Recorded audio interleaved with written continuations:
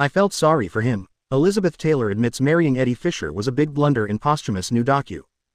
Almost a decade after Elizabeth Taylor's death in 2011, Elizabeth Taylor: The Lost Tapes, a documentary on her life, sheds light on how she never loved her fourth husband, Eddie Fisher. Elizabeth Taylor's life was explored in the HBO documentary Elizabeth Taylor: The Lost Tapes, which premiered at the Tribeca Film Festival on June 11, ahead of its August 3 streaming release on Max.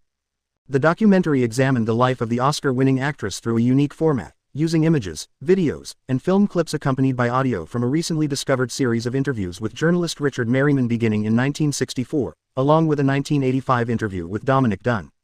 While Taylor's career achievements were significant, this article will reflect on her relationship with her fourth husband, Eddie Fisher, with whom she described the marriage as a friggin' awful mistake.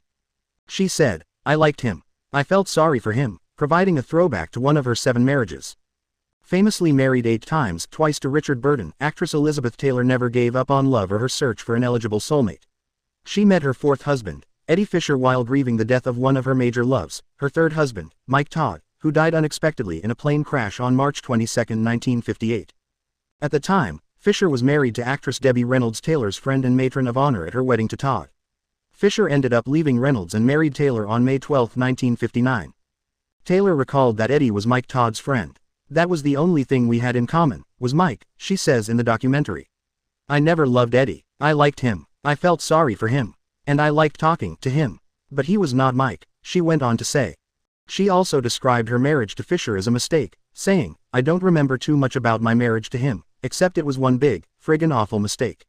I knew it before we were married and didn't know how to get out of it." What else is the documentary Elizabeth Taylor: The Lost Tapes about? Well, the documentary isn't just about Taylor's love life and marriages, but her career journey, her chemistry with her famous co-stars including Roddy McDowall, Montgomery Clift, and Rock Hudson, all of whom were homosexual, along with bits about her AIDS activism too.